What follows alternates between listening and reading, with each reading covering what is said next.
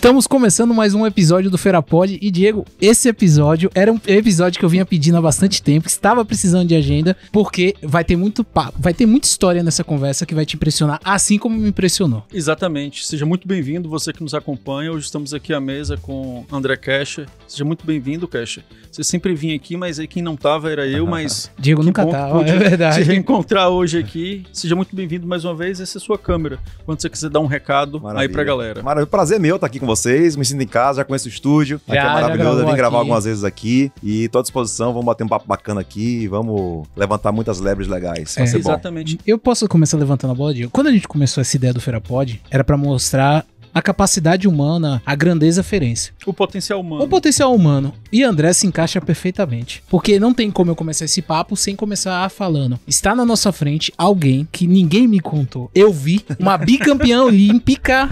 Se você sabe quem é Thaís. Thaís Adair. Thaís Adair. Thaísa, a central gigante da seleção brasileira de vôlei, que foi bicampeã olímpica, sentada na frente de André e falou: eu sou muito seu fã, André. E aí eu fico pensando, no momento me deu um estado e falei bem assim: nossa, como é que a gente em feira tem esse... Vou colocar entre aspas, esse complexo de vira-lata. A gente tem um potencial tão grande e não valoriza. Aí vem uma bicampeã que conhece o mundo, que, não sei, não falta ela conquistar mais nada. Vira e fala um negócio pro André. E assim, às vezes a gente acaba não... Eu tenho um sentimento que a gente acaba não dando valor às coisas que são da própria cidade. Isso em qualquer campo. No esportivo, no musical... Qualquer um a gente tem essa complexidade. E André é um cara que conseguiu sair pela curva. E o que é que a gente vai saber hoje das histórias de como André conseguiu sair desse limbo. Que maravilha. Uma coisa interessante, né? Nem Jesus pregou na Galileia, né, cara? Verdade. Vamos partir daí, né? Nem ele fez sucesso lá, ele teve que sair pra poder pregar fora, né, e ser reconhecido como a origem da Galileia, mas aí faz parte do processo, né? E às vezes a gente vem também com aquele clichê de que o santo de casa não faz milagre dentro de casa ali, né? E aí é interessante também, Rodrigo, que um dos projetos, uma das propostas que a gente teve, como eu estava falando anteriormente, do próprio Ferapod, e o Rodrigo comentou, era mostrar esse potencial humano existente aqui, seja diferenças ou não ferenses, porque é muito comum, morei fora um período e aí a gente tinha justamente às vezes o comentário daquelas piadas pejorativas de que feira não tem nada e tal, então assim, mas quando a gente vem esmiuçar um pouco, a gente encontra assim pessoas muito bacanas. Perfeito. E estamos aí já 150 episódios. 150 episódios. Aproximadamente, e com histórias muito bacanas, histórias muito legais que passaram aqui. E aí, como o Rodrigo falou, é conhecer um pouco hoje desse treinador dos treinadores. E para quem tá acompanhando, o Kescher foi meu professor também. Rodrigo fica falando. Não falo ano. Tudo é professor de Diego. Teve Nivaldo também, que teve com a gente recentemente desenvolvendo trabalho. Foi meu professor. Aí teve Roberval, foi meu professor. A gente encontrou no... A velha guarda, Roberval. A velha guarda, entendeu? Encontrou naquele evento em Salvador. Exato, que foi BTX. Lá no BTX, que foi no Parque Tecnológico. Sim. Então, assim, a gente começa a se conectar com essas pessoas, a gente vê que esse ecossistema, muitas vezes, por maior que ele seja, às vezes ele é muito pequeno também, a gente tem um poder de rede e de capilaridade muito próximo. Então, assim, isso é bastante interessante. Cara, assim, primeiro, né, o marco zero, assim, eu quero dizer que eu fui muito feliz em feira. Isso pra mim é claro, tá? Fui muito feliz aqui, prosperei aqui em feira. Tá, eu comecei minha carreira aqui em Feira de Santana em 99 no Sebrae, fui estagiário do Sebrae. Meu primeiro chefe foi Antônio Carlos Borges Júnior. A gente conhece Borges. Meu primeiro chefe, né? Meu primeiro gerente. Essa eu não sabia não, viu? Meu primeiro gerente em 99. E aí logo depois ele saiu pra ser vice-prefeito na chapa do Zé Ronaldo, na primeira candidatura do Zé Ronaldo. 2002? Não, em 2000. Em 2000 ele saiu. Nos anos 2000 mesmo. Exato, em 2000 ele saiu. E aí depois o Luiz Almeida passou a ser meu gerente. Eu fiquei no Sebrae 2 anos lá como estagiário. E logo depois eu abri uma consultoria. Falei, cara, esse é o negócio da minha vida, eu quero ser... Eu não sabia que eu era ser treinador. Naquela época eu não falava assim, treinador, comportamento. Não existia isso. Não existia a profissão treinador. Você falava em facilitador, instrutor do Sebrae. Essa era a profissão na época, né? Falei, cara, eu quero ser instrutor do Sebrae. Meu sonho é esse. E aí eu comecei a trabalhar pra isso. Comecei a trabalhar muito pra isso. E eu abri uma consultoria. E eu passei praticamente 1 ano sem faturar absolutamente nada, cara. Só estudando. Né? Isso foi ano 2001 pra 2002, mais ou menos. E eu lembro que depois a Triunfo Alumínio me deu uma oportunidade, Reinaldo Alves. E eu fiquei com o Reinaldo lá uns 40, 50 dias, tal, com ele, e aí depois eu vi que não era aquilo que eu queria e eu mergulhei muito no desenvolvimento humano. E ali eu fui estudar. Até que caiu no meu colo, eu poder voltar para a faculdade que eu tinha me formado. Nessa altura, eu já estava formado em administração. E aí a FTC me deu uma oportunidade na época, a antiga FTC, né? E lá eu fiquei durante muitos anos. Na FTC eu entrei como professor, e eu fui professor de todos os cursos que você possa imaginar, menos medicina, porque na época não tinha, mas economia, administração, contabilidade, nutrição, enfermagem, as matérias de gestão todas eu capitaneava, além de ser coordenador de curso de pós-graduação, escrever projetos de pós-graduação, cresci muito ali. Fui para a Unifax depois, passei no concurso da UNEB, passei na UNEB 10 anos, né, da minha vida como professor. E aí eu fiz uma base acadêmica muito forte. O pessoal fala assim, poxa, André, você é um grande treinador, você é um cara que consegue ensinar bem. Cara, a faculdade me deu essa base. Eu aprendi a dar aula em equipamentos maravilhosos como Unifax e FTC, e aprendi a dar aula em equipamentos que não tinham nada, que era a UNEB. Não tinha nem data show na época, que era um luxo. Então, eu falei, cara, se não tem, eu também não vou ficar reservando. Eu vou no paintbrush aqui, eu vou no meu canetão aqui. Eu aprendi a dar aula de maneira muito, muito didática ali naquele sentido, naquele momento, né? E eu não parei mais. Quando eu percebi que Feira de Santana não era só um polo acadêmico promissor naquele momento, mas também tinha muitas empresas, por que eu percebi isso? Muitos alunos que eu tinha nas universidades aqui de Feira de Santana eram filhos dos donos das empresas de feira. Exato. Falei, cara, isso aqui eu tenho uma oportunidade. E a partir dali eu comecei a fazer muita base, muito networking, saí e passei praticamente a treinar as melhores empresas de feira. Cara, aqui em feira eu treinei o Boulevard Shopping, você ter ideia, durante 8 anos, cara. É muito tempo. Passei 8 anos dentro do Boulevard Shopping, com 190 lojas. Mas era Boulevard ou era ainda na época do Iguatemi? Era Iguatemi. Peguei Iguatemi e peguei Boulevard. Entendi. Peguei as duas bandeiras, né? Tudo na gestão de Viviane, depois na gestão do outro superintendente que chegou depois, na gestão do Marco Silva lá, quando ele era da LB. Enfim, eu fiquei 8 anos lá dentro do Boulevard Shopping. Mas você treinava a equipe do shopping? Toda a equipe de vendas das lojas do shopping e mais, em algum momento, pontualmente, equipe do shopping administrativo. Isso era maravilhoso. Foi muito bom para ele. Foi um grande parceiro nosso. O Boulevard Shopping, depois treinei a Farmácia Silva, né, do Marco Silva, depois fui treinar ele Marqueso, aí treinei as empresas de feira industriais, Pirelli, durante mais de 4 anos, Vipal, Ambev, Nestlé, enfim, eu passei por 153 empresas aqui na região, mapeava na época isso. Então eu prosperei, eu cresci, ganhei dinheiro, me conectei com muitas pessoas, né, fiz muito relacionamento com empresários muito poderosos e conhecidos na cidade. Eu posso até lembrar nomes que me ajudaram demais aqui, o Marivaldo da Total Informática, um cara que me ajudou muito na época, inclusive.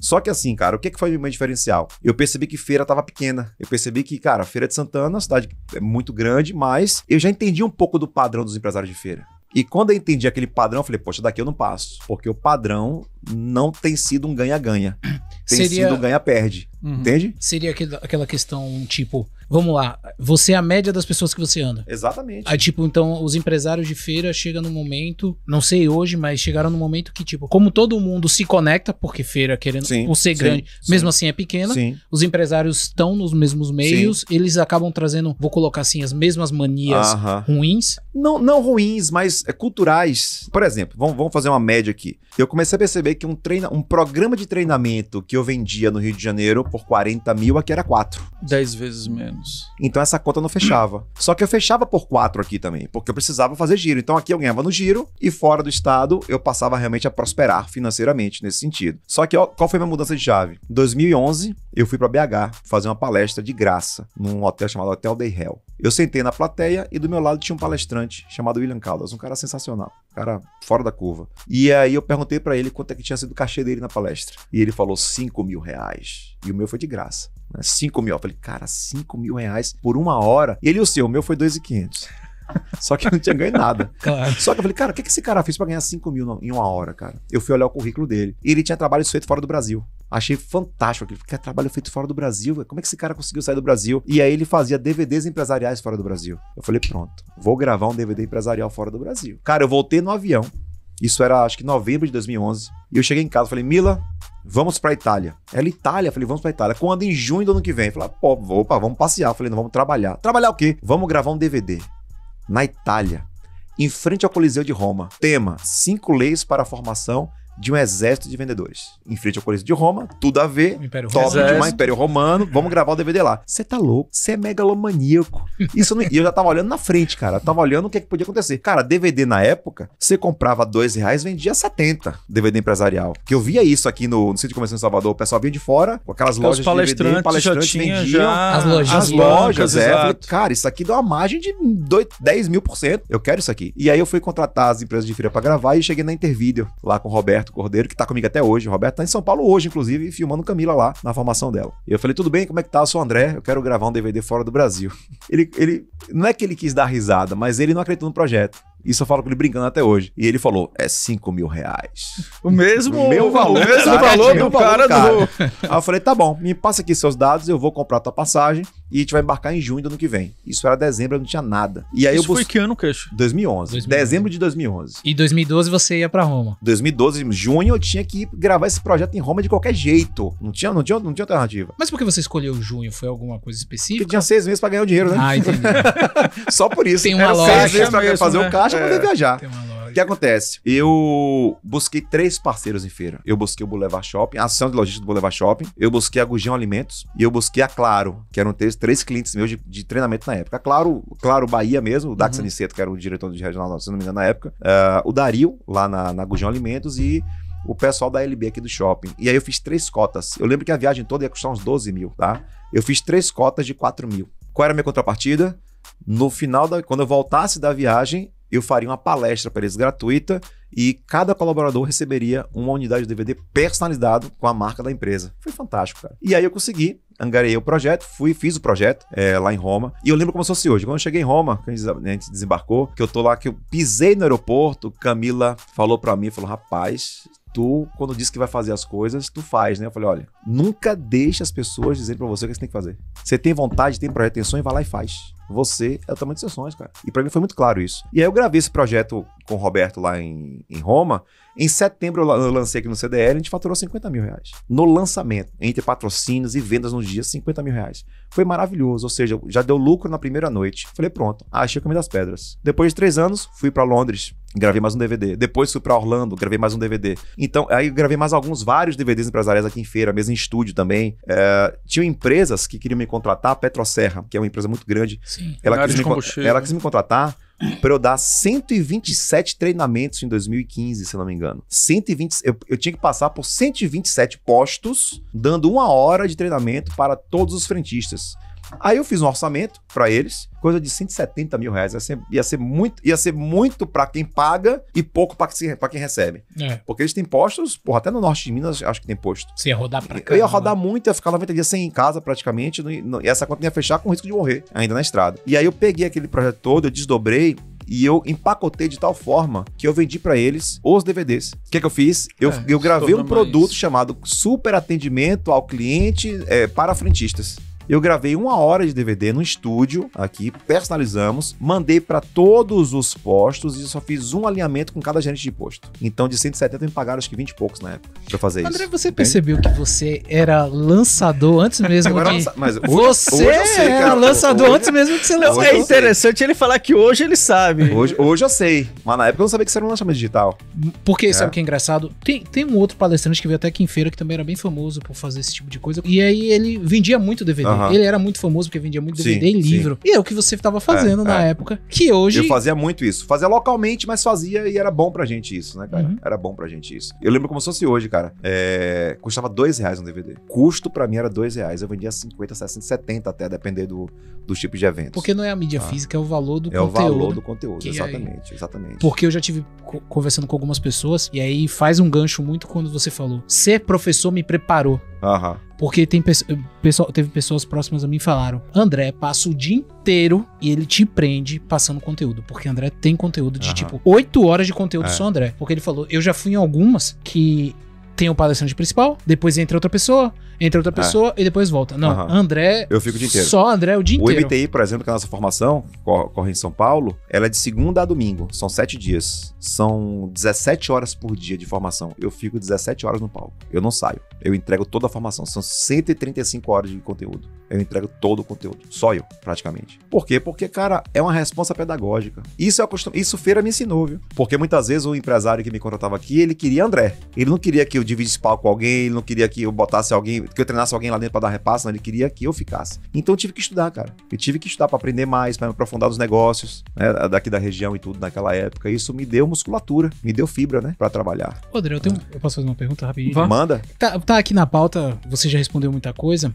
mas isso pra mim vale muito. Você fala muito sobre mentalidade. Eu já percebi isso em algumas conversas e alguns episódios que eu tive a oportunidade de ver você gravando no seu podcast. E você fala muito sobre mentalidade e tal. Como era o ambiente da sua casa? Ele te proporcionou a isso?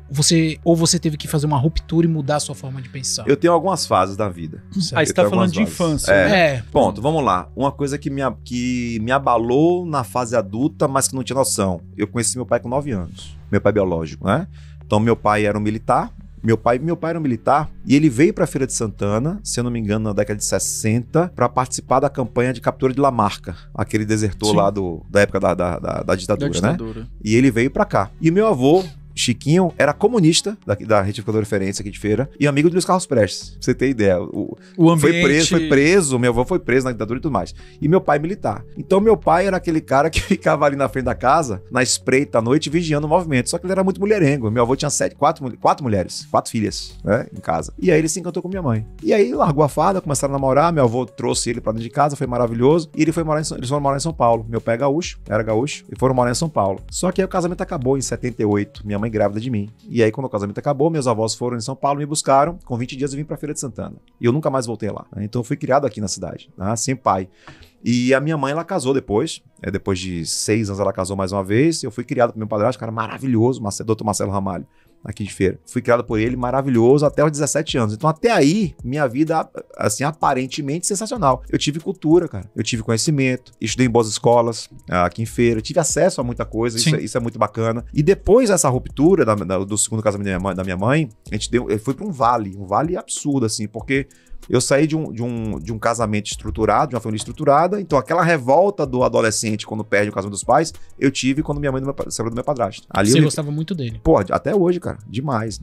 Devo muito a ele. Muito mesmo, sabe? E aí, o que aconteceu? Eu fui morar com os meus avós, com a minha avó, né, materna, junto com a minha mãe, que tava extremamente debilitada com a perda do casamento e tudo mais, aquela coisa toda. E aí eu tive que me reinventar. Foram alguns anos muito ruins pra mim, assim. Eu caí muito em desempenho escolar, né, na época, né? Criei um outro nível de identidade. Tá? Então eu meio que parei no tempo e eu só voltei realmente a prosperar, né, em nível de educação, em nível de intelecto na faculdade, quando eu fui aprovado na faculdade, né, aqui em Feira, em 98, se eu não me engano, eu fui aprovado na FTC, na Uniana, na época, que era a antiga Uniana, né, FTC depois. E foi lá que eu me formei. Então, aí sim, quando eu entrei na faculdade, foi foda pra mim. Pode xingar, não? Fica à vontade. Eu xingo muito, né, Isa? A faculdade, pra você ter ideia, meus colegas de faculdade. Porque quando a Uniana veio pra Feira, vocês se lembram disso? Você deve lembrar, não? Eu não lembro porque em 98 eu não morava aqui. Não, né? Eu sou paulista. Foi a primeira universidade particular de Feira. Nunca tinha havido faculdade particular, só tinha uma UFS na época. Então, quem foi que fez essa primeira turma de administração aqui em Feira? Olha meus colegas. Álvaro, da Le Biscuit. Aldi, da Le Bouton. Herbert, da Jeffpel. Robson, lá da Paixão Cosméticos. Dario, da Gujão Alimentos. Márcio, da distribuidora Ruda. O outro lá da PDA Distribuidora, a filha do dono do Posto Trevo, da rede Posto Trevo. Ou seja, só tinha o empresário muito, muito, muito rico, forte em Feira, ou os filhos. Então ali eu entrei num ambiente muito, muito legal. Muito bacana. Em termos de network. E eu era jovem, muito novo, nunca tinha trabalhado praticamente, entrei no meio de tubarões ali. Então eu fui obrigado ali a ter que nadar com eles em 4 anos e ali eu aprendi demais. E aí quando eu caí no Sebrae pra estagiar, eu deslanchei muito. Então aí eu não parei mais, nunca mais parei. E não foi fácil, viu? Porque, assim, a Feira de Santana, ela tem uma característica muito peculiar aqui em Feira, né? E eu percebia isso e percebo hoje ainda muito isso. Meus alunos falam muito sobre isso, né? Valorizava-se muito o que era de fora. Quantas e quantas vezes, cara, Eu fui em evento aqui em Feira de Santana, no Ibis, que eu olhava aqueles palestrantes que vinham de fora. Eu falei, cara, esse cara não tem meia hora de conteúdo aí. Eu não consigo, eu espremia e não via conteúdo. Isso que eu ia falar, se espremer não sai muita coisa. Não via conteúdo. Eu falei, cara, eu tô aqui e a galera não me convida pra fazer os trabalhos. Eu falei, cara, se ninguém me convida, eu vou promover. Vou começar a fazer isso. E é isso que eu ensino meus alunos. Sabe qual é o sonho do meu aluno hoje? Eu vou pra São Paulo treinar os caras. Sabe qual é o sonho deles? André, como é que eu faço pra estourar do Brasil inteiro? E eu digo pra eles de maneira muito clara. Primeiro, mude a sua cidade. Primeiro, seja referência lá na sua cidade. E depois você estoura. E essa foi a minha história. Eu só saí de Feira quando Feira ficou pequena pra mim. Em nível de volume de trabalho, tá? E valorização do trabalho. Por quê? Cara, eu treinei as maiores empresas. Qual foi a empresa grande de Feira de 2012 a 2019 que tava aqui que eu não treinei? Treinei todas, ou quase todas. E as que eu não treinei é porque as propostas eram indecentes. E eu já recuei muita empresa em Feira, inclusive, tá? Mas faço isso, fiz com muito afinco, fiz muitos amigos, inclusive, também, empresários aqui em Feira, na época, muito por conta disso, né? Entrega. Eu sempre fui entregador de conteúdo, cara. Foi muito bom pra gente isso. André, Rodrigo falou ali da questão da infância, você comentou também, e o que a gente percebe é de que não se nasce líder, né? Você pode ter determinadas habilidades, você pode ter determinadas características, mas é algo que pode ser moldado, é algo que pode ser construído. Seria isso? Cara, assim, se eu disser pra você que eu sou uma pessoa bastante tímida e reservada, vocês vão achar que eu tô brincando. Mas é a pura verdade, tá? Quando você olha o Instagram meu, no YouTube da vida, por exemplo, ali eu tô no arquétipo. A gente acessa um arquétipo. Quando eu subo num palco, quando eu vou dar um treinamento, uma formação, eu tô no arquétipo ali, tá?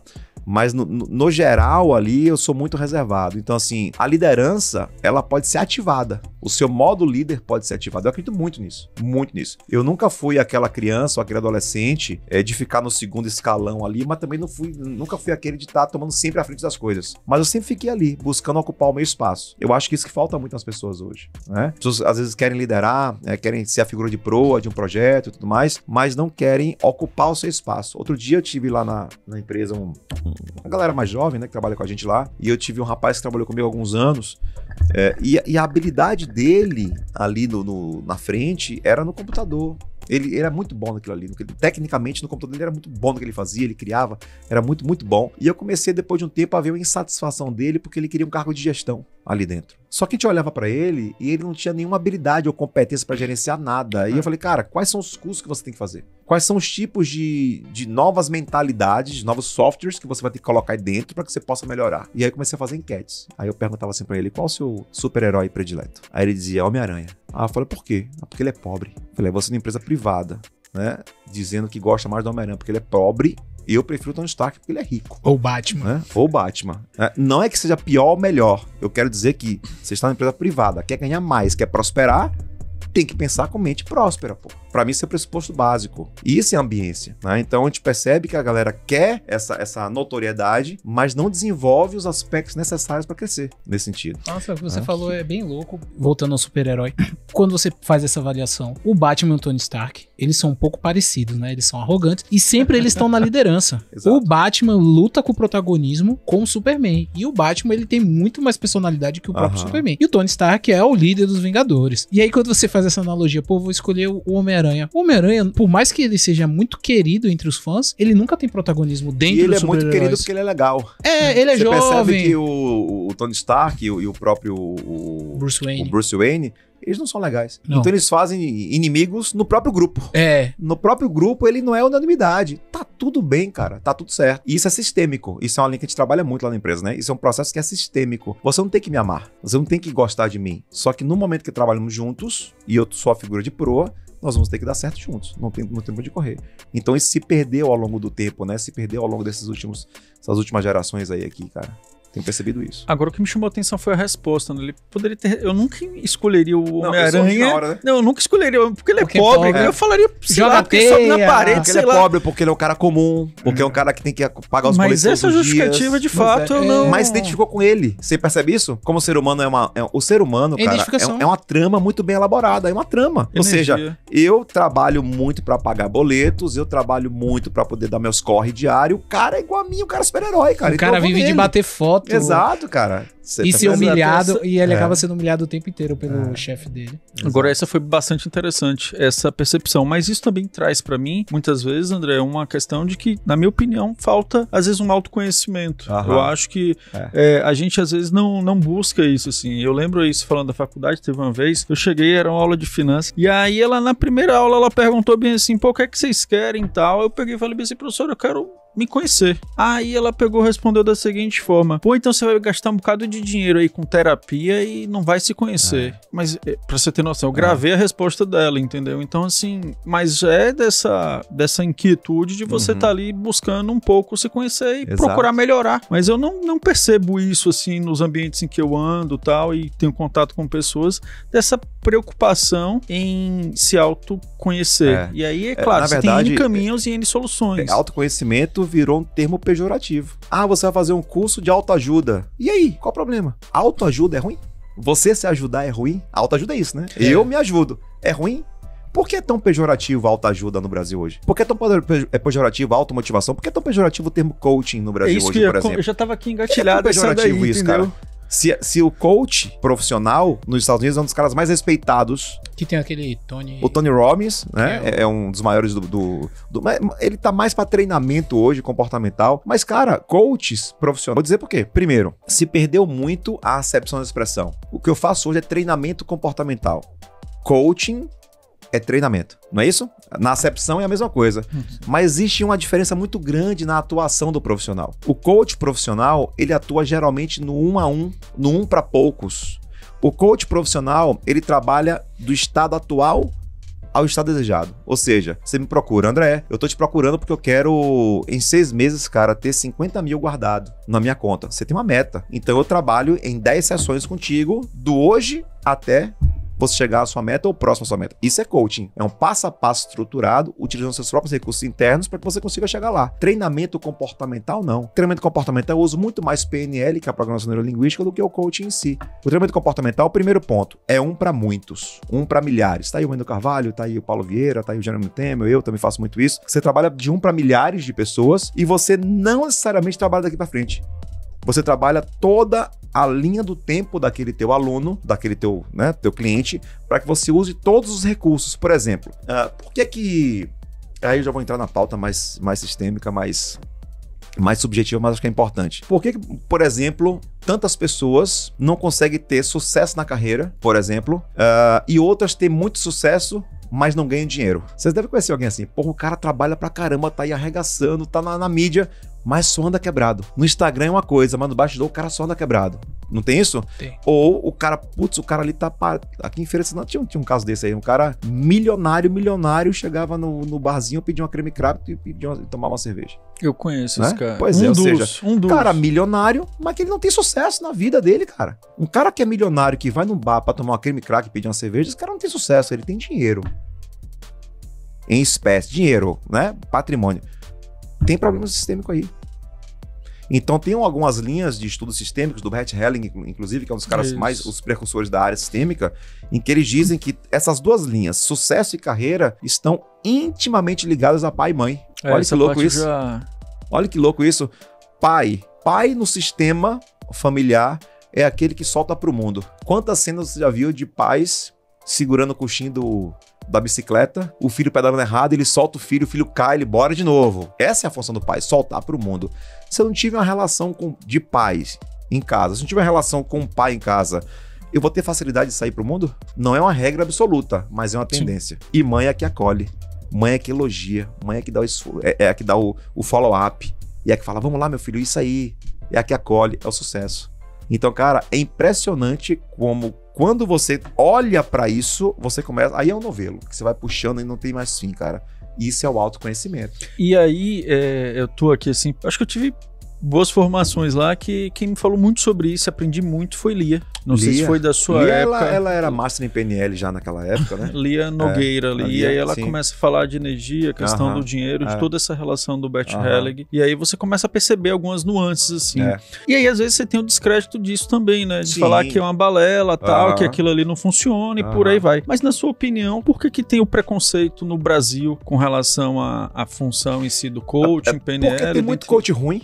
vamos partir daí logo de cara, né? Porque tem muito picareta no mercado, tem muito mequetrefe no mercado, tem muita gente muito ruim no mercado, que não tem base nenhuma, tem gente que faz curso de 2 dias e sai dizendo que acontece, virei coach, virou piada, e isso é maravilhoso que aconteça, porque quanto mais coloca luz nisso, mais os sérios crescem, né, e prosperam. Isso é maravilhoso pra gente. Mas um cara desse, por exemplo, que vai fazer uma barbeiragem, o cara, sou coach. O cara não sabe nem o que é a profissão, ele vai fazer terapia com as pessoas. E coach não é terapia. Eu não tô nem um pouco preocupado como um coach em saber o teu histórico inteiro e utilizar ele a teu benefício. Não é a função, é daqui pra frente. Terapia é terapia, coaching é coaching. Percebe isso? Então, esse é o primeiro ponto, né? Tem muito coach ruim no mercado que faz isso. E segundo ponto, você cai naquele fluxo da própria narrativa, né? Entrou no fluxo, velho. Pra sair é difícil. Então já virou uma verdade esse processo no Brasil hoje. Né? Porque picareta no Brasil não é só coach, né? Em qualquer área.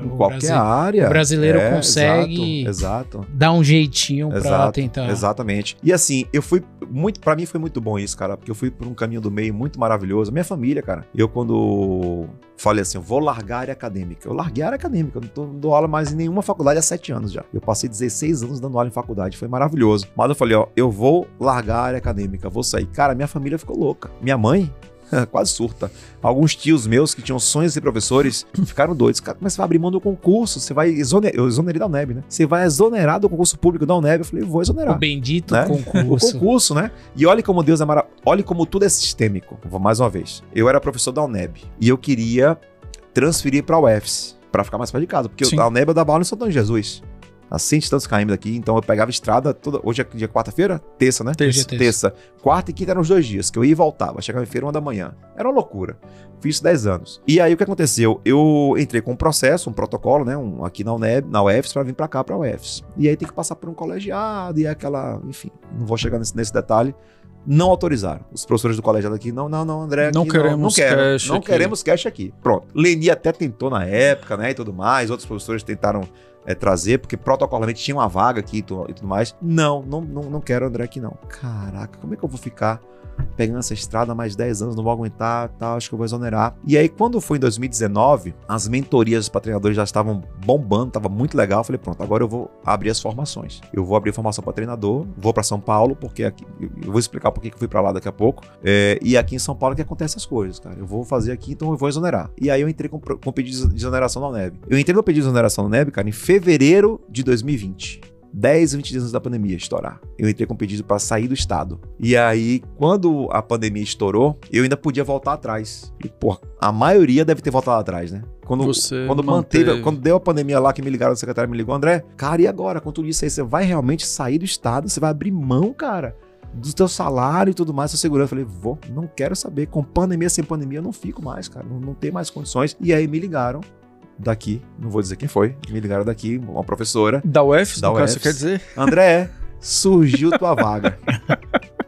Se tu quiser, é só tu entrar com o processo de novo que a gente vai aprovar. Falei, Zorra, parece que é pra justamente testar, né? Tudo é sistêmico, né? Aprovação. É isso que você quer mesmo ou você quer ir partir para outro caminho? Eu falei, eu quero partir para outro caminho.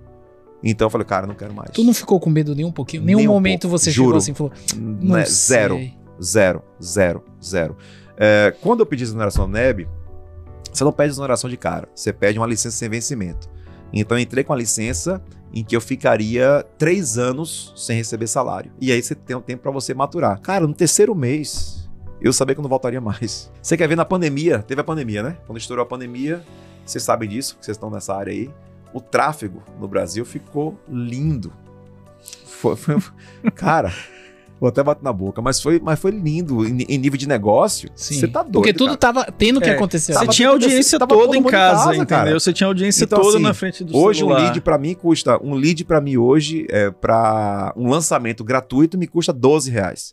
Um lead que vai direto pro MTI me custa R$113, R$115. Pra falar com o meu comercial. Naquela época era lead de 50 centavos, cara. Nossa. Então assim, a gente botava 4, 5 mil reais no Instagram... A gente fazia uma aula para 1.000 pessoas. Todo mundo em casa. Uma aula para 1.000 pessoas, eu fazia um pitch de venda, convertia 10%, 100 vendas a 497. Então você fazia 50 mil numa noite na pandemia. Então eu fiz um trabalho muito arrojado de abril a setembro na pandemia. Já Brasil, tráfego Brasil. tá? E aí, em outubro, eu entreguei a primeira turma aqui do MTI. Então, esse foi justamente o momento que você expandiu o Brasil? Tornou esse rosto conhecido a nível de Brasil? Na verdade, eu joguei o primeiro tráfego para a formação MTI no dia 6 de janeiro de 2020. Foi o primeiro tráfego para a formação MTI. E eu tinha 28 inscritos, cara, em março. E aí deu a pandemia, o curso seria em maio, não tinha como fazer. E aí, dos 28, eu continuei vendendo. Todo mundo tirou o pé. Eu acelerei no Instagram, vendi mais uns 12, vendi uns 40, mais ou menos. E aí, o que aconteceu? Eu fui adiando o curso, adiei para julho não pôde, adiei para outubro. Quando eu vi que os políticos iam afrouxar as medidas aqui em outubro, eu mandei o curso para outubro. E aí, saiu uma... Como é que chamava as bandeiras, né? Bandeira laranja, né? Aquela coisa toda. Saiu um decreto de que você poderia fazer evento com 100 pessoas. Em outubro. Era a época de eleição, política e tal. Você pode fazer evento com 100 pessoas. Falei, beleza, 100 pessoas, eu tô com 40, vou fazer. E eu entreguei a primeira turma do MTI aqui em Amélia Rodrigues, que a primeira turma foi aqui, no hotel, esse Mirage aqui. Fiz lá a primeira turma com 42 pessoas, mais ou menos. Ninguém de Feira de Santana. Só que aí um empresário pensa como? Eu fui olhar a lista, ninguém de feira. Fui pro meu comercial e aí fui fazer, olha, tudo bem, temos 42, mas para vender 42, conversamos com quantos? Conversamos com os 400, ok. E as objeções quais foram? Ó, André, desses todos aqui, ó, 30 e poucas pessoas não vieram na formação porque é em Feira de Santana. Gente do Pará, gente do Amazonas, gente do Rio Grande do Sul, gente de São Paulo, gente do... Enfim, um monte de gente. Não vieram porque... Isso eu soube em agosto, mais ou menos. Não vieram porque foi em Feira de Santana. Falei, por quê? Logística, é mais caro, preconceito, tudo que você imaginar aí tinha lá. Falei, tá bom, beleza. Então vamos pra São Paulo. Minha formação foi em outubro. Em agosto eu peguei um avião vazio, bro. Vazio. Peguei um avião, fui pra São Paulo e eu desembarquei no hotel Itapecerica da Serra. Um hotel Terras Altas, um hotel muito top lá. O hotel tava fechado, velho. Cheguei nesse hotel, o pessoal me recebeu super bem, um hotel fechado, praticamente. Um auditório gigantesco, um hotel fazenda, coisa mais linda do mundo. Cheguei lá e fechei um contrato pra 3 edições. Eu não tinha entregue nem a primeira. Tipo assim, 150 mil reais. Assina onde? Aqui. Acho que até os caras falaram, esse cara é louco. Esse cara aqui que veio aqui é louco, né? Certeza. Assinei contrato para 3 edições, assinei, pronto. Coloquei a cenoura e voltei pro Bahia. Quando eu entreguei a primeira turma aqui, em outubro, lá dentro eu já gravei stories. Ó, agora é São Paulo. Em 2 semanas eu fechei uma turma de São Paulo, praticamente. Porque ninguém tinha muita objeção de logística. Ninguém tinha muita objeção de logística, o pessoal já estava já perto lá de São Paulo e tudo mais, e eu comecei a entregar lá. Chegou a hora das vagas IEL desta semana. A primeira vaga é para o curso de Sistema de Informação.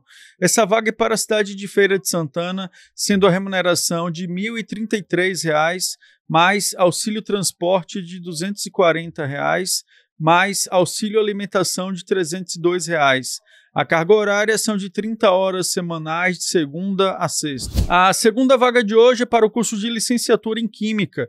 Essa vaga também é para a cidade de Feira de Santana, sendo a remuneração de R$ 1.033, mais auxílio transporte de R$ 240, mais auxílio alimentação de R$ 302. A carga horária são de 30 horas semanais de segunda a sexta. A terceira vaga é para o curso de Direito. Essa vaga é na cidade de Feira de Santana, sendo a remuneração de R$ 900, mais R$ 200 em auxílio transporte, sendo a carga horária de 30 horas semanais de segunda a sexta. A quarta vaga de hoje é para o ensino médio. Essa vaga também é para a cidade de Feira de Santana, sendo a remuneração de R$ 650, mais auxílio transporte de R$ 100. A carga horária são de 20 horas semanais de segunda a sexta. A quinta vaga de hoje é para o curso de administração. Essa vaga é para a cidade de Feira de Santana, sendo a remuneração de R$ 600, mais R$ 200 de auxílio transporte. A carga horária são de 30 horas semanais de segunda a sexta. A sexta vaga de hoje é para o curso de Sistemas de Informação / Informática. Essa vaga também é para a cidade de Feira de Santana, sendo a remuneração de R$ 900, mais R$ 218 em auxílio transporte, incluindo plano de saúde VitalMed. A carga horária são de 30 horas semanais de segunda a sexta. E para você que quer obter mais informações sobre essas e outras vagas, acesse ielbahia.com.br, link na descrição ou QR Code na tela. E quando você fala fechar turma, é quantas pessoas assim, nesse espaço? Na época lá, eu fechei uma turma com 67. Depois eu passei um tempo lateralizando a turma com 70 alunos. Hoje nossas turmas são entre 110 e 120 alunos. Há um ticket de 10 mil cada turma dessa. Sim. É porque é uma formação, né? Sim. Então, assim, hoje a gente já tá no mercado high ticket, né? Que são os mercados de treinamentos, de formações que tem um valor agregado mais alto, mas a gente tá num ecossistema de muito investimento também, por outro lado. Então, assim, a gente saiu do jogo regional e passou a jogar um jogo muito maior. Então, assim, o valor que a gente investe em marketing hoje, eu acho que em Feira de Santana nem a maior empresa investe. E, André, todas as vezes que eu tenho a oportunidade de conversar com você, eu sempre vejo... Eu e Diego, a gente somos jovens empresários, uma empresa pequena e tal, a gente fica galgando, e todas as vezes que eu sento com você, eu tenho aquela sensação assim, vai dar certo, cara. Independente de eu estar em Feira de Santana, quando eu vejo, converso com o André, porque eu gosto muito dessa questão de energia, né? Eu acho que essa questão de energia é uma coisa que faz eu me conectar com algumas pessoas. Eu olho você falando e você explicando e você executando, eu falo, velho, vai dar certo. Sabe qual o grande problema, Rodrigo? O pessoal hoje, mas se vende uma ideia no Brasil hoje, né? Se vende a ideia de que isso tem que ser rápido. Quem disse que tem que ser rápido? O pessoal me pergunta muito, André, como é que eu faço pra escalar? A palavra escalagem é a moda, né? Todo mundo quer começar escalando. Escalar. Escalar o quê? Você não sabe nem o que é escalar. Aí eu pergunto, o que é escalar? Não, escalar é ganhar mais. Não, escalar não é ganhar mais não, filho. Escalar é manter teu custo baixo e faturamento alto para ter uma margem alta. Aí eu pergunto, o meu negócio é escalável? Não, o seu negócio é escalável. Eu falei, o meu negócio não é escalável, querido. O meu negócio é escalonável. Quanto mais eu faturo, mais a despesa aumenta. Ou seja, isso é bom? É maravilhoso. Só que ele não é escalável. Então as pessoas não querem ter paciência para maturar a coisa, cara. Eu tenho 26 anos de carreira, eu faço esse ano. 26 anos de carreira, graças a Deus. Eu comecei a dar certo com 12 anos de carreira, mas eu estourei com 18. Outro dia, 18 vai 19 anos. Mas é porque, dia. André, eu tenho essa percepção que por causa dos aplicativos, agora diminuiu muito. Mas lembra quando começou a febre dos aplicativos? Sim. Que o aplicativo é escalável. Exato. Porque o custo se mantém e você aumenta a base de clientes. Todo mundo queria lançar um unicórnio. Todo mundo queria achar um novo unicórnio que ia ficar... Vocês conhecem John Freitas? Sim. John é um cara que ele começou com aplicativos, né? O Gerência Gram. Gerência Gram. John hoje, cara, tá na alta do empreendimento brasileiro lá. Sócio dos maiores São Paulo. Do Brasil. São Paulo. Ele tem negócio no Brasil inteiro. Inclusive, ele tem um hotel lá em Gramado, é o Colline de France, que é um dos maiores hotéis. Se não for o hotel maior do mundo, um dos mais conceituados do mundo, ele é sócio do Paulo Vieira, nesse hotel. Um cara do meu convívio, um cara muito bacana e é de Feira de Santana. É isso. E ninguém sabe disso. John é um dos caras mais ricos do Brasil hoje, cara. Não tem 40 anos. Né? E tá prosperando demais, com uma família maravilhosa, trabalhando muito também. Então tá aqui. Foi aluno da FTC. Pra você ter ideia.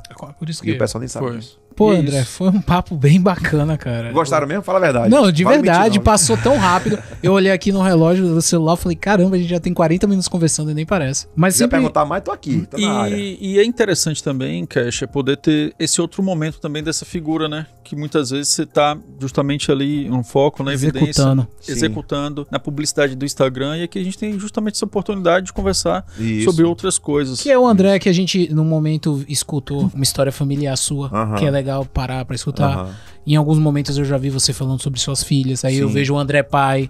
Outras vezes eu tive a oportunidade de vendo você conversar com sua esposa. Aí o André marido. Então não é só a pessoa que está em cima do palco performando. Não, de maneira alguma. Ninguém aguenta isso o tempo todo, né, cara? E aí vem muito naquela fala, que eu achei assim, de qual é a mensagem que você deixa. Porque eu acredito que os perfis são diferentes, né? São perfis diferentes, pessoas diferentes. Mas independente ali se essa pessoa tá ali agora chegando aos 18 anos, se ela já saiu da faculdade, qual o recado que você deixa? Cara, qual a mensagem? O recado que eu dou para as minhas filhas, né? Tem se perdido muito esse negócio hoje de você estudar, de você aprofundar, de você ser conteudista. As pessoas estão hoje buscando muito bala de prata. Eu quero ver vídeo curto, eu quero ver TikTok, eu quero ver short de YouTube, e não tá se aprofundando mais em nada. E eu falo muito lá em casa sobre isso. Você quer crescer na sua vida, você quer realmente prosperar, você quer realmente engatar uma carreira de sucesso, tem que ter duas coisas importantíssimas. A primeira é paciência. Se você não tiver paciência, você vai queimar a etapa, irmão.